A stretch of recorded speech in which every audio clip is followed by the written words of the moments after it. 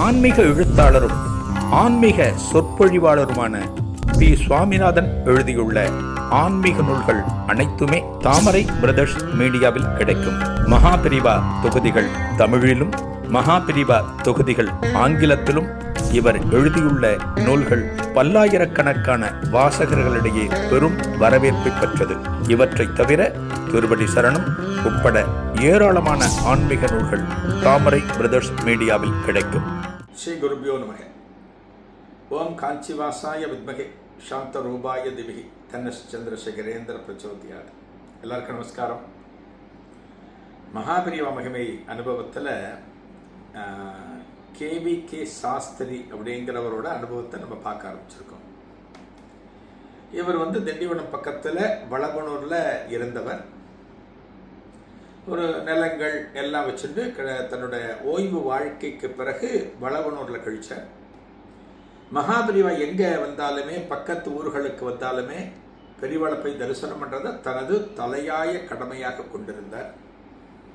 ஒரு தடவை பெரியவாளை போய் தரிசனம் பண்ணுறார். பெரியவாவிட்ட பேசிட்டு, என்ன கிருஷ்ணசாமி, ராத்திரியில் சரியாக தூக்கமே உனக்கு வர்றதில்லை போல இருக்கே அப்படிங்கிறார். உண்மை அது, அவருக்கு தூக்கம் வர்றதில்லை ராத்திரியில். அப்போ பெரியவா சொல்கிற, உன்னோட அப்பா ஒரு 50 ரூபாய் கடன் வாங்கியிருந்தார். 50 ரூபாய். எங்க இவர் அப்பாவுடைய சொந்த ஊர் கிருஷ்ணாபுரம். கிருஷ்ணாபுரம் எங்க இருக்கு? திருநெல்வேலியிலேருந்து சுமார் 10 கிலோமீட்டர் தொலைவில் இருக்கு. அந்த கிருஷ்ணாபுரத்தில் உங்க அப்பா வசிக்கிற போது, எத்தனை வருஷங்களுக்கு முன்னாடி பாருங்க, வசிக்கிற போது அதே ஊர்ல இருக்கக்கூடிய ஒரு அன்பர் சீதாராமன் அப்படிங்கிறவர்கிட்ட உங்க அப்பா 50 ரூபாய் கடன் வாங்கியிருந்தார். ஆனா அந்த கடனை அவரால் அடைக்க முடியல. காலங்கள் போச்சு, மறந்தும் போயிட்டார். அந்த கடனை அடைக்காமலே அவருடைய காலம் முடிஞ்சு போச்சு. அந்த கடனை மகனான நீ அந்த சீதாராமனது மகனிடம் கொடுத்து அந்த கடனை அடைத்து விட்டால் கடனும் நிவர்த்தி ஆயிடும், உனக்கு ராத்திரி தூக்கமும் வரும் அப்படிங்கிற வருவதில் ரொம்ப சாதாரணமான ஒரு தகவல், ஒரு உரையாடல், அது போலத்தான் நமக்கு தெரியும். இது இன்னைக்கு ஒரு தனி மனிதனில் ஆரம்பித்து ஒரு நாடு, ஒரு தேசம் வரை எது பெரிய சிக்கலான விவகாரம் அப்படின்னா கடன். எது பலவித சிரமங்களுக்கு உள்ளாக்கும் அப்படின்னா கடன். கடன் இல்லாமல் ஒருவரால் இன்றைக்கு வாழ முடியுமா அப்படின்னா வாழ முடியாது. இது ஒரு பட்டிமன்றத்துக்கு உண்டான ஒரு தலைப்பு.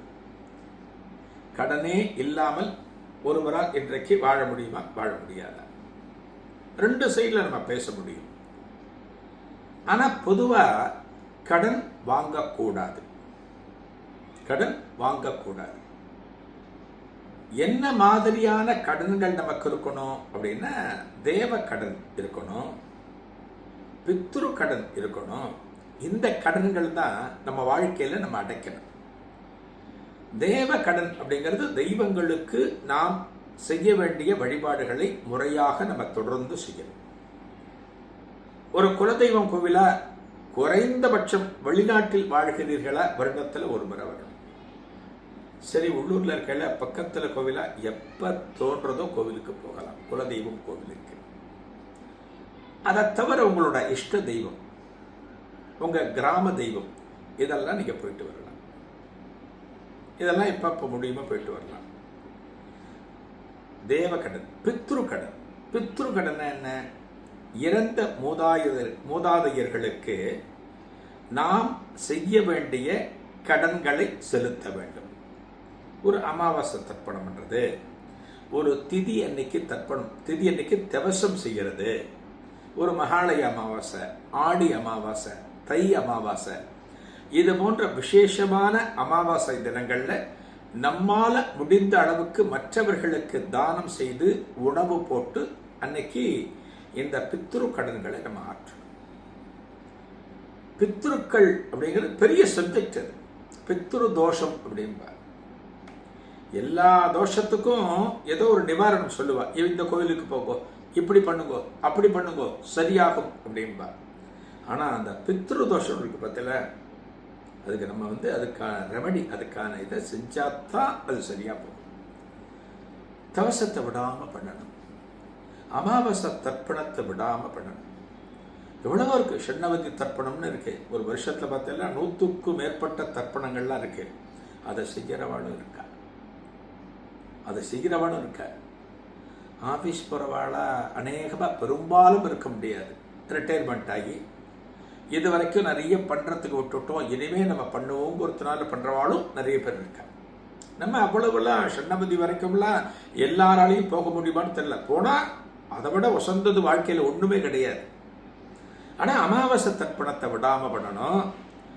திதிகள் திவசங்கள் முக்கியமாக பண்ணணும். இதெல்லாம் நம்ம பண்ணியாச்சுன்னா பித்ரு கடனை நம்ம அடைச்சிட்டோம்னு அர்த்தம். ஆக எந்த கடன் நம்ம அடைக்க வேண்டும் அப்படின்னா தேவ கடன், பித்ரு கடன். ஆனால் இந்த பணம் காசு வாங்குறோம் பற்றியில், ஒருத்தர்கிட்ட இந்த கடன் வாங்குறோம் பற்றியில், அது கூடிய மட்டிலும் வாங்கக்கூடாது. இன்னைக்கு பார்த்தது அப்படின்னா ஒரு டிவி வாங்குறத லோன் தர, ஒரு மொபைல் ஃபோன் வாங்குறத லோன் தர, இஎம்ஐ அப்படின்னு சொல்லுவாங்க. மாதத்துக்கு ஒரு அமௌண்ட்டை நீங்கள் கட்டினா போகிறோம். அதாவது எந்த அளவுக்கு இதெல்லாம் சௌகரியம்னு நம்ம நினைக்கிறோமோ அதில் பல சங்கடங்களும் நமக்கு இருக்கு. பணத்துக்கு வட்டிக்கு வட்டின்னு போட்டு போகிற போது நம்ம கடைசியில் ஒரு 20,000 ரூபாய் வாங்கின லோனுக்கு நம்ம ஒரு 60,000 ரூபாய் அடைச்சிடும். யோசிச்சு பாருங்க. கூடிய மட்டும் கடன் வாங்கக்கூடாது. பேங்க்காரெல்லாம் உங்களை விடவே மாட்டேன். ஒரு நாளைக்கு பார்த்தீங்கன்னா ஃபோன் பார்த்தீங்கன்னா நமக்கு வந்துட்டே இருக்கும். ஏதோ அன்னோன் நம்பர்லேருந்து வந்துட்டே இருக்கும்.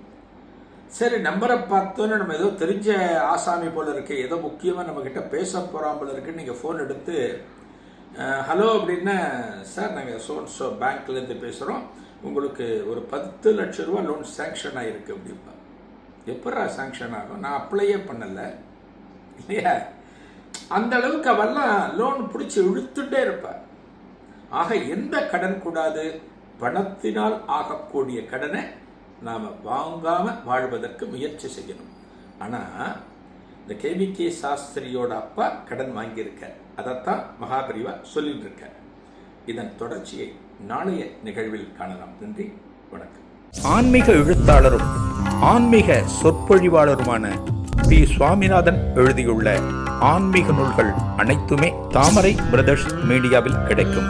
மகாபரிவா தொகுதிகள் தமிழிலும், மகாபரிவா தொகுதிகள் ஆங்கிலத்திலும் இவர் எழுதியுள்ள நூல்கள் பல்லாயிரக்கணக்கான வாசகர்களிடையே பெரும் வரவேற்பை பெற்றது. இவற்றை தவிர திருவடி சரணம் உட்பட ஏராளமான ஆன்மீக நூல்கள் தாமரை பிரதர்ஸ் மீடியாவில் கிடைக்கும்.